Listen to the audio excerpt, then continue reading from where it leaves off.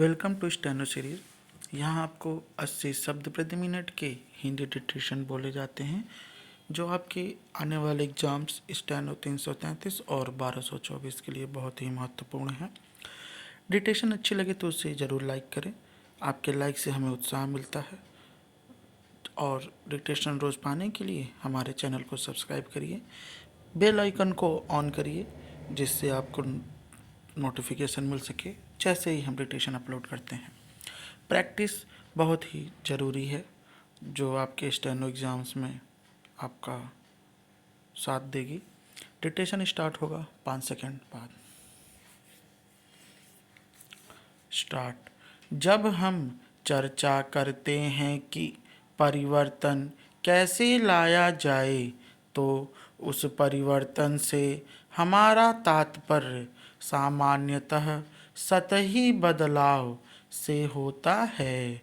दृढ़ निश्चय, निष्कर्ष, विश्वास, नियंत्रण और झिझक के जरिए हम उस सतही लक्ष्य तक पहुंचने के लिए संघर्ष करते हैं जिसे चाहते हैं, जिसके लिए हम लालायित हैं। हम यह उम्मीद लगाते हैं कि उस तक पहुंचने में अचेतन मन हमारे मन के गहरे स्तर तक हमारी सहायता करेंगे। हमें लगता है कि यह आवश्यक है कि हम उन गहरे स्तरों को अनावृत करें, परंतु सतही स्तरों और तथाकथित गहरे स्तरों के बीच एक शाश्वत द्वंद्व है। मनोवैज्ञानिक इससे भली भांति परिचित हैं। क्या यह परिवर्तन लाएगा?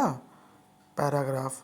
क्या यह हमारे दैनिक जीवन का सर्वाधिक मूलभूत और महत्वपूर्ण प्रश्न नहीं है कि कैसे अपने आप में एक आमूल परिवर्तन लाया जाए? क्या सतही स्तर पर कुछ बदलाव व परिवर्तन ला सकेगा? क्या चेतना के मैं के विभिन्न स्तरों को समझना, अतीत अर्थात बचपन से आज तक के विभिन्न व्यक्तिगत अनुभवों को अनावृत करना, अपने माता पिता, पूर्वजों व प्रजाति के सामूहिक अनुभवों का स्वयं में निरीक्षण करना, उस समाज विशेष की संस्कारबद्धता का अनुसंधान करना जिसमें हम रहते हैं? क्या यह सब विश्लेषण ऐसा परिवर्तन ला पाएगा जो छिटपुट सामंजस्य बिठाना भर न हो? पैराग्राफ। मैं यह महसूस करता हूँ और निसंदेह आपको भी यह महसूस होता होगा कि व्यक्ति के जीवन में परिवर्तन आवश्यक है। एक ऐसा परिवर्तन जो प्रतिक्रिया मात्र नहीं है, जो परिवेश की मांगों के दबाव और तनाव का परिणाम नहीं है। ऐसा परिवर्तन कैसे लाया जाए?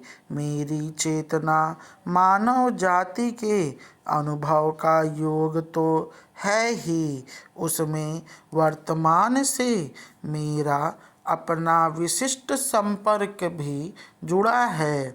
क्या वह चेतना परिवर्तन ला सकती है?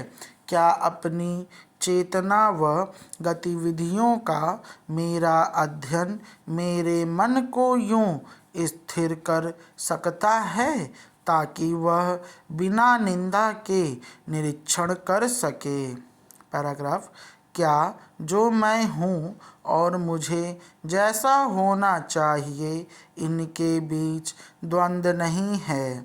क्या द्वंद्व बुनियादी बदलाव ला सकता है? जो मैं हूँ और जो होना चाहता हूँ उनके बीच अनवरत एक द्वंद्व चल रहा है।